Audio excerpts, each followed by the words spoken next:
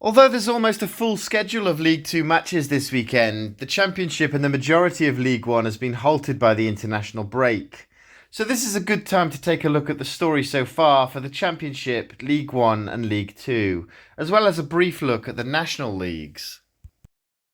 Let's start at the top with the EFL Championship, and as always it's been a bit of a crazy season in England's second tier.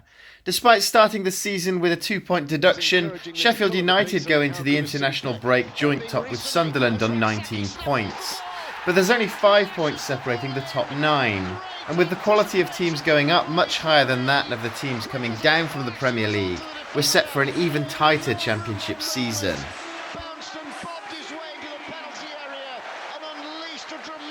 Sunderland were quite fortunate to remain top of the table after a freak goal snatched them a late draw against Leeds last week, but given that they weren't one of the pre-season favourites for this division, they've made an impressive start. The other team that deserves a special mention is Blackburn Rovers. They lost Sammy Szmodics to Ipswich in the summer and were tipped for relegation by many, but what a start they've made.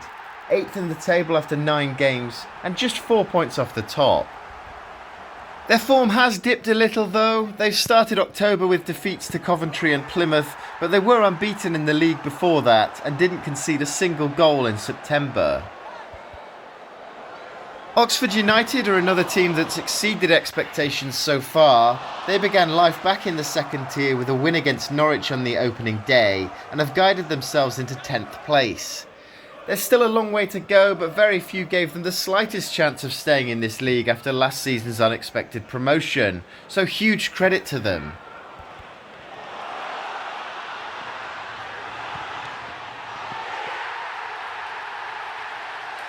Of the other two newly promoted teams, Derby have made a very similar start to Oxford and are tied with them on points, but the real strugglers are Portsmouth. Only kept off the bottom on goal difference, they've made a dreadful start to the season and are still winless. That has to change soon, or the rate everyone else picks up points in this division will soon see them left behind. But what's going on at Cardiff City? Up until their win against Millwall this month, the point they won in the South Wales derby was their only one, and they've sacked manager Errol Balut. At the moment, it's still unclear whether they'll give the manager's job to interim boss Omar Reza or if an external candidate will be brought in. Whoever they go with has to bring about some big changes for the Bluebirds to turn around their awful season so far, though. We can't move on to League One, however, until we talk about Luton Town.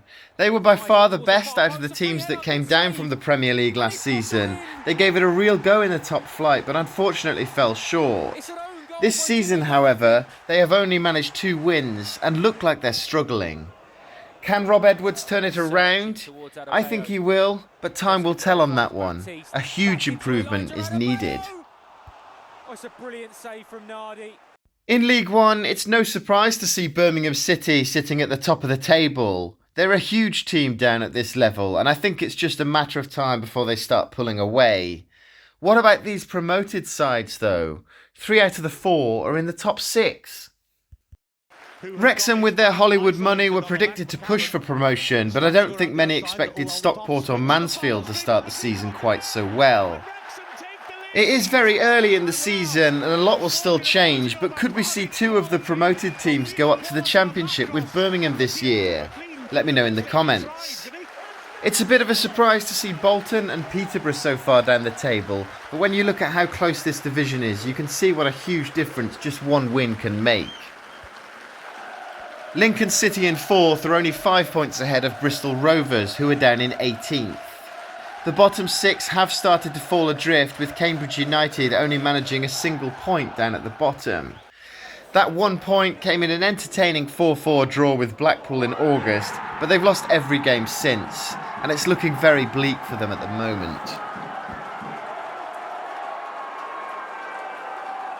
On Saturday, there are some interesting matchups in League Two, with Chesterfield against Notts County the pick of them. But take a look at just how close the 4th tier of English football is. Firstly, we have 4 teams tied on 19 points at the top, and only 9 points between them and Cheltenham Town in 20th. AFC Wimbledon's ground was damaged by flooding a few weeks ago, so they've had to postpone some of their home matches, but they could power themselves up from 13th to the top of the table if they win all those games in hand. At the start of the season, I saw a lot of predictions that relegated Bromley straight back to the conference. And though they are lingering just above the relegation zone now, it's extremely rare to see a team go straight back down after winning promotion to League Two. They might struggle this season, but I think they'll stay up. As for Chesterfield, well, they were tipped for promotion. Them and Doncaster were in a lot of people's top three at the beginning of the season, and I expect to see both of them right up there in May.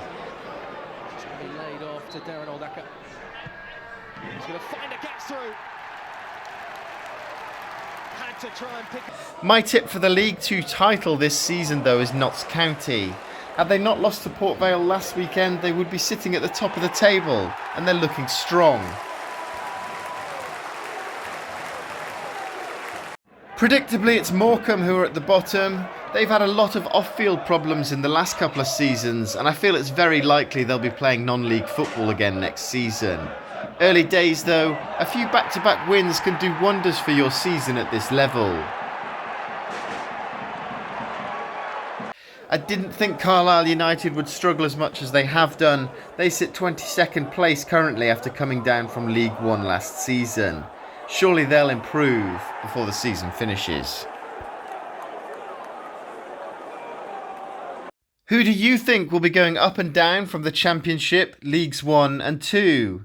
Let me know in the comments, and let's take a look at the National Leagues. Starting with the National League itself, we have Barnet leading the way with a 3-point advantage on Forest Green. I'm actually at Barnet this weekend, continuing my FA Cup Road to Wembley series as they take on Chelmsford City in the 4th qualifying round. So make sure you're subscribed if that interests you. Gateshead were my tip for promotion at the start of the season, and they're right up there in the playoff places alongside several other ex-Football League clubs such as Oldham and Rochdale. And as you go down to the bottom, you can see it's quite tight, with Fylde, Boston, Wealdstone and Ebbsfleet occupying those dreaded relegation places. Moving on to the National League North, Scunthorpe United are probably the biggest team to ever play at that level. Unsurprisingly, they're top, but this is their second season in the 6th tier. They were beaten to the title by Tamworth last season, then lost to Boston United in the playoffs. They've looked immense in the first few games, but they've started to stutter a little bit now. It's extremely close in the battle for those playoff places, with my team Hereford sitting just outside at the moment. We made a strong start, but seem to be struggling to find goals. Hopefully we can start to hit form again soon, or it's going to be another mid-table finish for us. Hemel Hempstead lead the National League South, but it's very close here with only 3 points separating the top 8. Surely Torquay United have to be the favourites. Chelmsford City are my current FA Cup club of focus. They're in 11th place but on a 6-game winning run in all competitions currently. If you want to check out Chelmsford's FA Cup run or preview their trip to Barnet in the 4th qualifying round, you can see that video right here. Thanks for watching, and please consider subscribing to my channel for more videos like this. Terrible corner.